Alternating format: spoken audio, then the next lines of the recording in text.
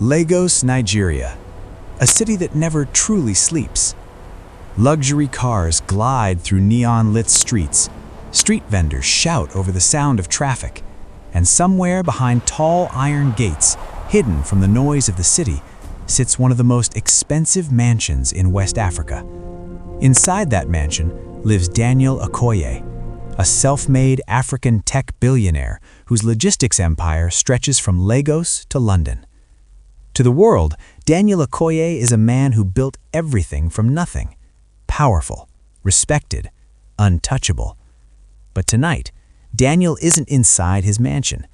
Tonight, he's sitting behind the steering wheel of an old yellow taxi parked across the street from a luxury restaurant in Victoria Island.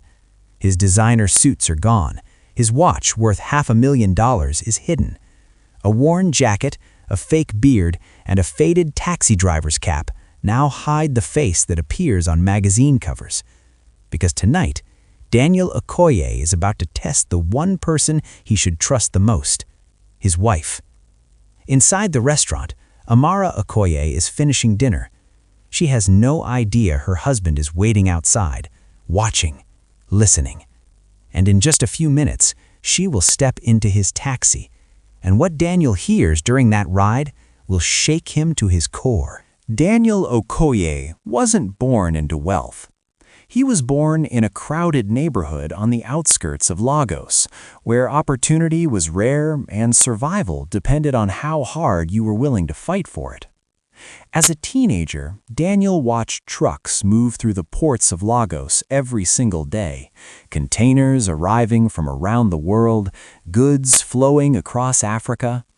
And while most people saw chaos, Daniel saw a system waiting to be improved.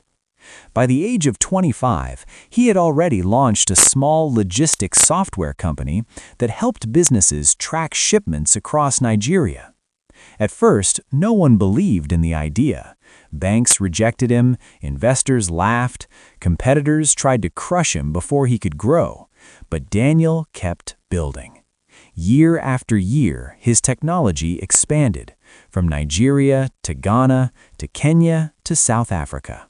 What began as a tiny startup eventually became one of the most powerful logistics technology networks in Africa. Today, Daniel Okoye controls a billion-dollar tech empire that moves cargo across continents and connects companies around the world. Private jets, luxury homes, influence in boardrooms from Lagos to London. Daniel had everything most people spend their lives chasing. But wealth came with a different kind of problem. The richer Daniel became, the harder it became to know who truly cared about him. Business rivals constantly tried to sabotage his deals. Old friends suddenly appeared asking for investments, and strangers often saw his bank account before they saw the man himself. Over time, Daniel learned a lesson that success teaches very quickly. Money attracts people, but it doesn't guarantee loyalty. That's why Daniel trusted contracts, data, and strategy, because numbers don't lie, but people sometimes do. And in Daniel Okoye's world, trust was the most expensive currency of all. As he often reminded his closest advisors, Daniel trusted contracts, but trusting people was always harder. Daniel Okoye's life changed the day he met Amara. Years before the wealth, the headlines, and the luxury lifestyle, Amara was simply a young woman trying to build a better life for herself in Lagos. She came from a humble background, no powerful family, no wealthy connections, just determination, intelligence, and a quiet strength that people noticed the moment she entered a room. Amara wasn't the loudest person in the room. She didn't chase attention. But there was something about her calm confidence that made people listen when she spoke. Daniel first met her at a charity event focused on education programs for young African entrepreneurs. Most people approached Daniel that night asking for investments or business opportunities. But Amara was different. Instead of asking about money, she asked about his journey, his struggles, the sacrifices he made to build his company. And for the first time in a long time, Daniel felt like someone was speaking to the man behind the success, not the billionaire. Their connection grew quickly.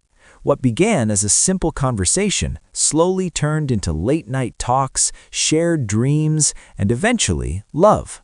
2 years later, Daniel Okoye married Amara. To the outside world, they looked like the perfect couple, the powerful billionaire and the elegant woman who stood beside him. But recently, something had started to feel different. It began with small things. Late-night phone calls Amara would take in another room. Meetings she said were just with friends, and a lifestyle that suddenly seemed far more expensive than before. New designer clothes, luxury jewelry, private events Daniel had never heard about. Individually, none of it seemed suspicious, but together the pattern began to bother him. Daniel Okoye was a man who built billion-dollar companies by reading patterns others couldn't see. And now that same instinct was whispering a question he couldn't ignore. Late at night, when the city was quiet and his mind refused to rest, the thought kept returning. A question he never imagined asking about the woman he loved. Does she love me or my money?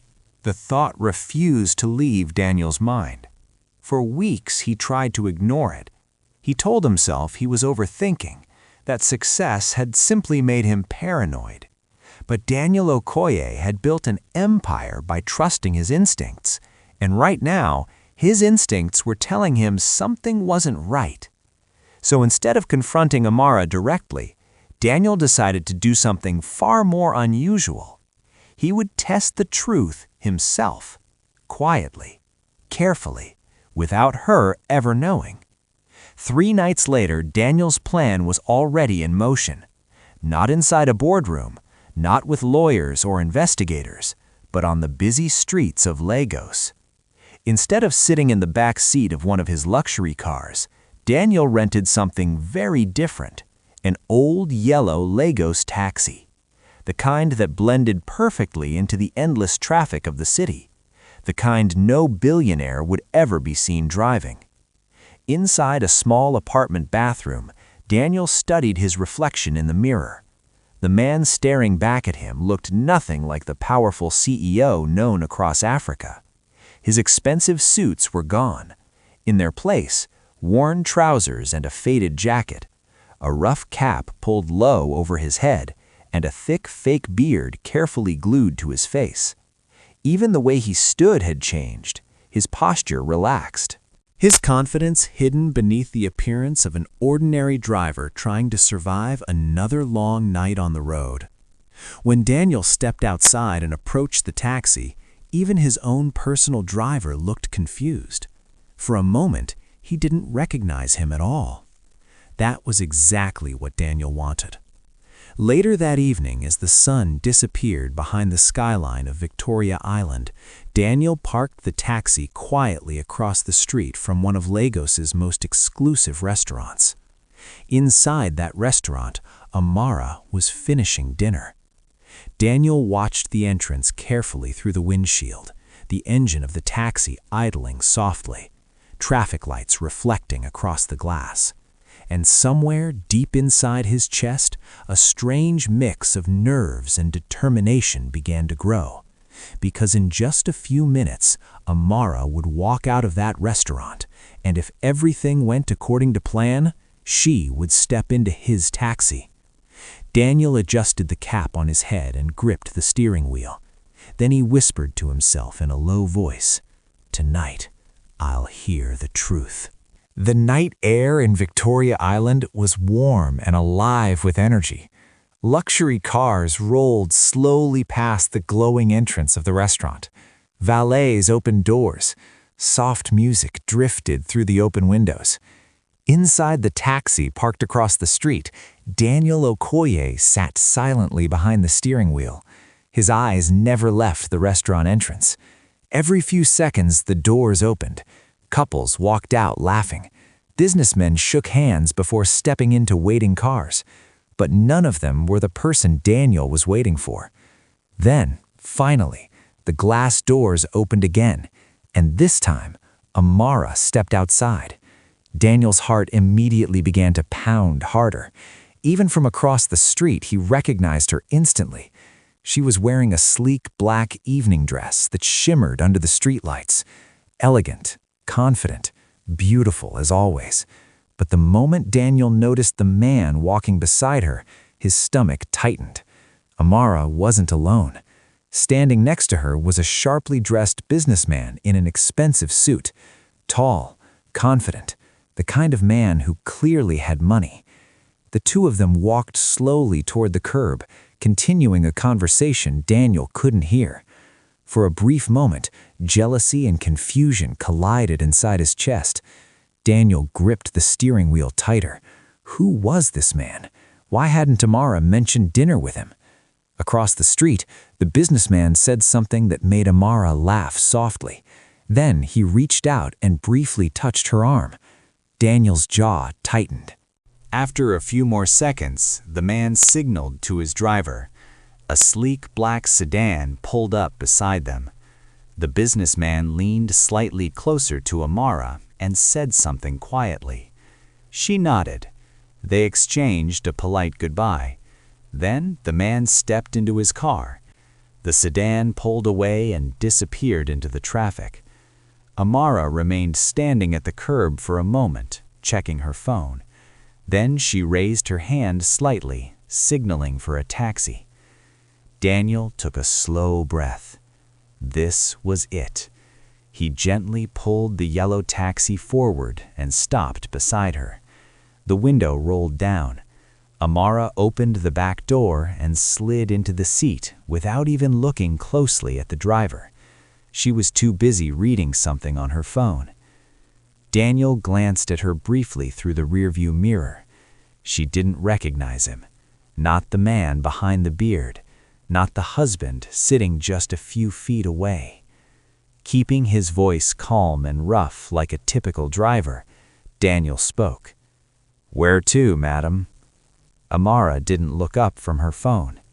"Victoria Island," she replied casually. Daniel nodded and shifted the taxi into gear. The car slowly pulled away from the curb. Streetlights reflected across the windshield. Street sounds filled the quiet space inside the taxi.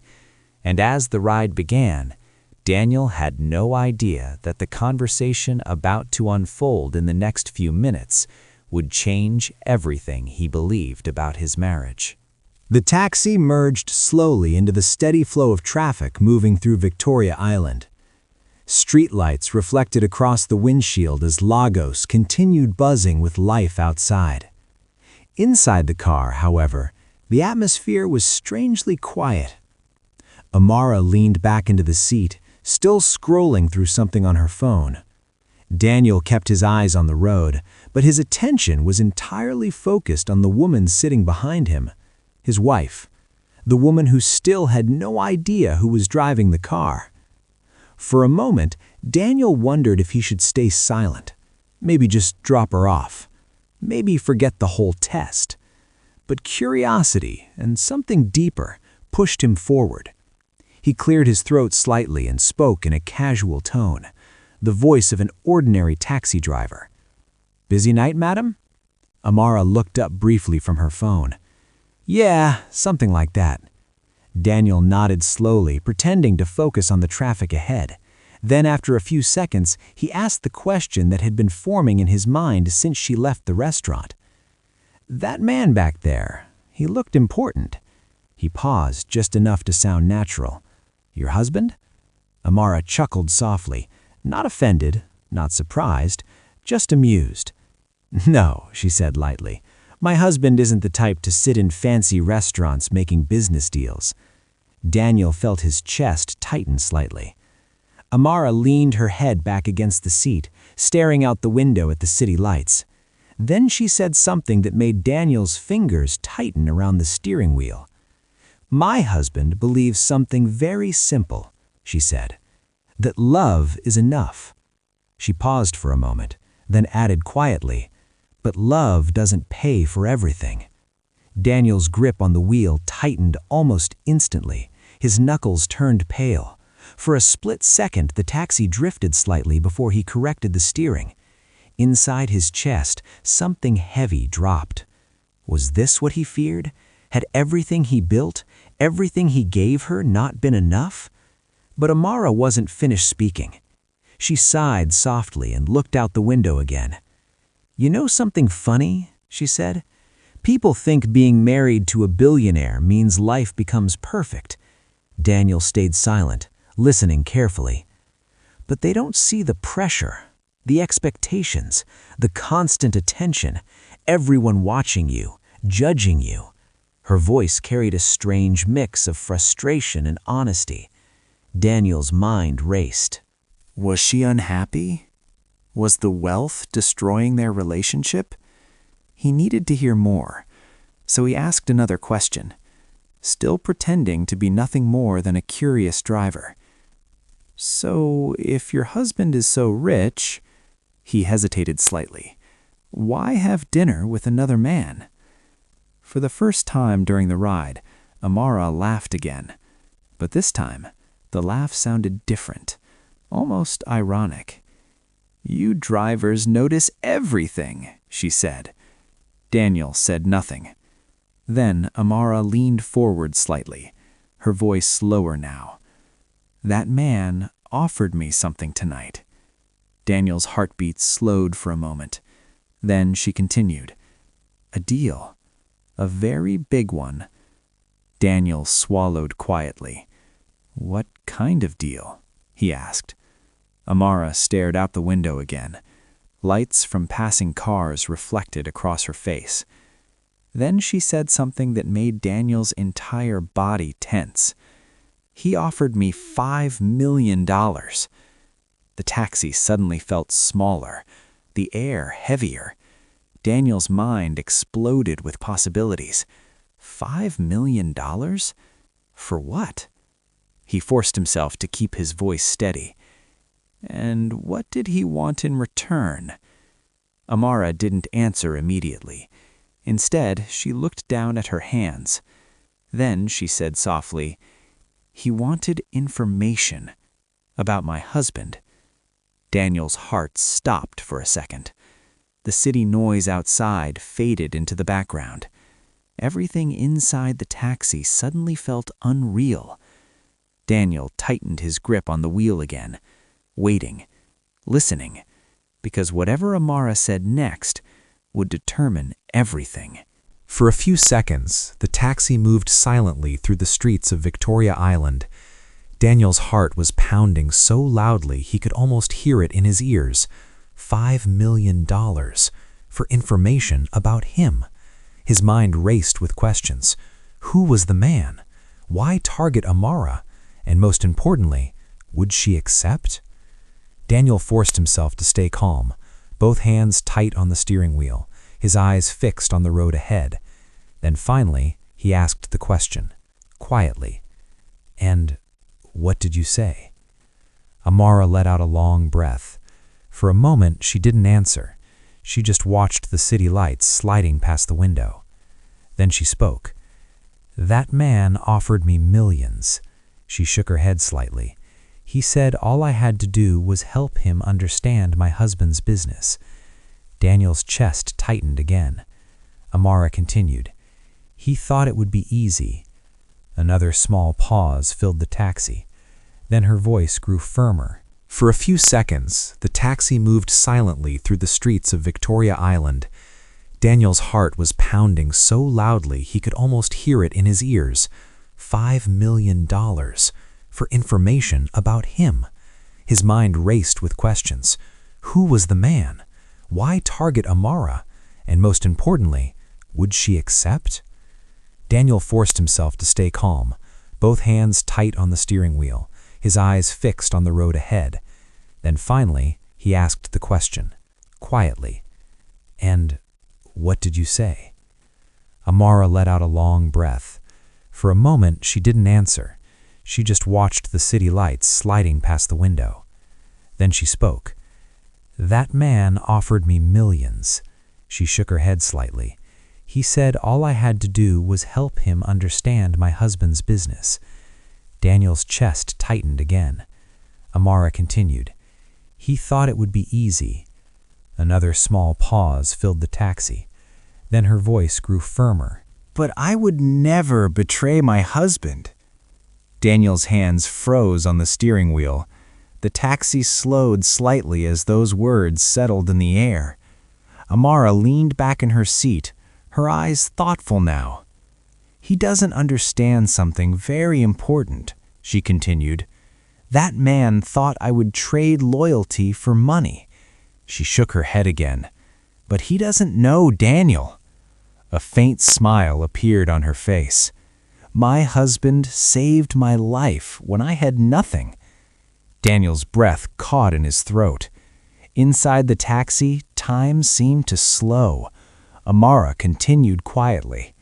When I met him, I had no connections, no money, no future. He believed in me before anyone else did. He gave me opportunities I could never have imagined. Her voice softened. And people look at him and see a billionaire. But I see the man who believed in me when the world didn't. Daniel's vision blurred slightly. For a moment, he forgot he was supposed to be a taxi driver. He almost forgot he was in disguise at all. The taxi drifted slightly before he quickly corrected the steering, because suddenly the weight inside his chest felt completely different. The fear he had carried for weeks, the doubts that kept him awake at night, all of it began to crumble. Amara wasn't finished. That man thinks money can buy loyalty, she said quietly. But he doesn't understand something. Daniel swallowed, waiting, listening.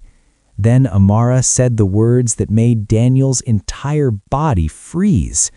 Some things in life are worth more than money, and my husband is one of them.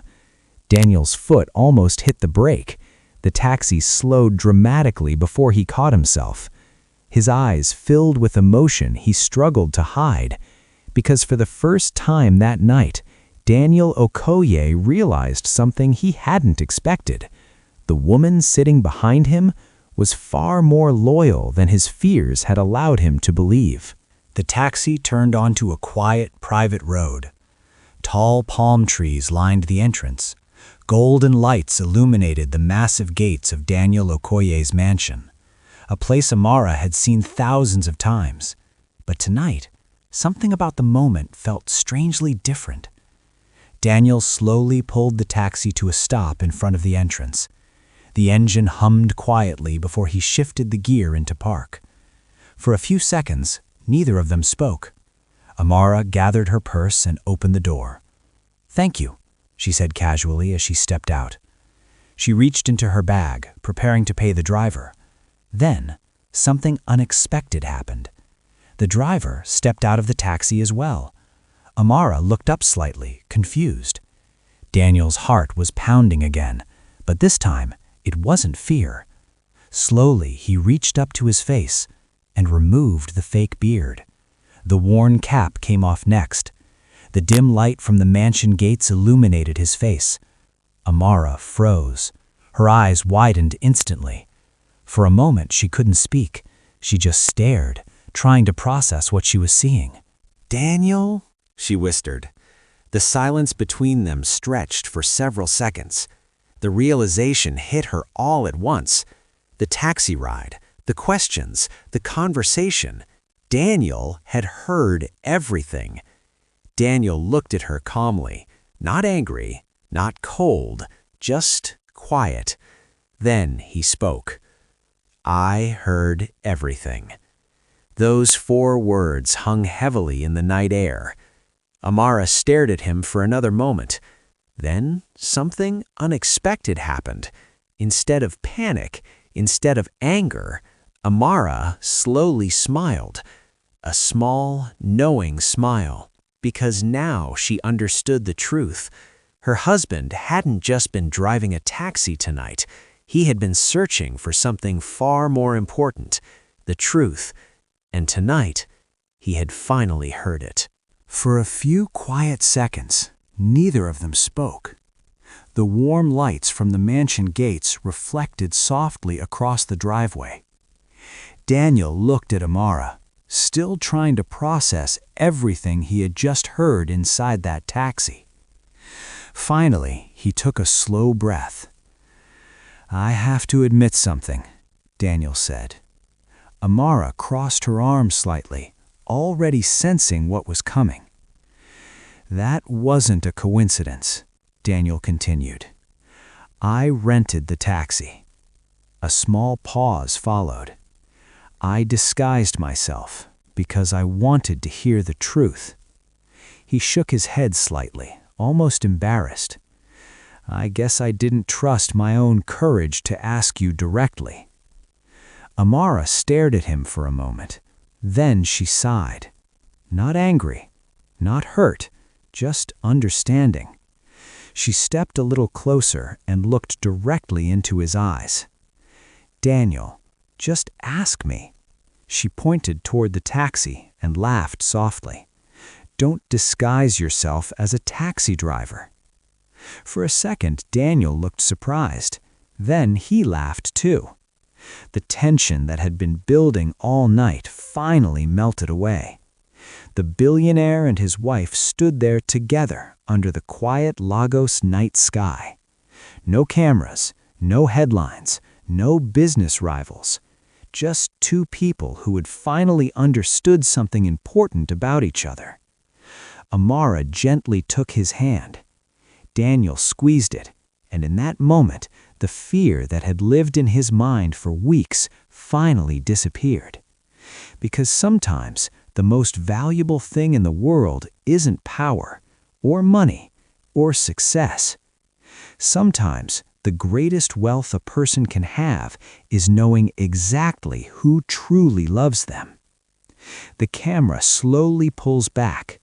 The lights of the mansion glow in the distance, and the screen fades quietly to black.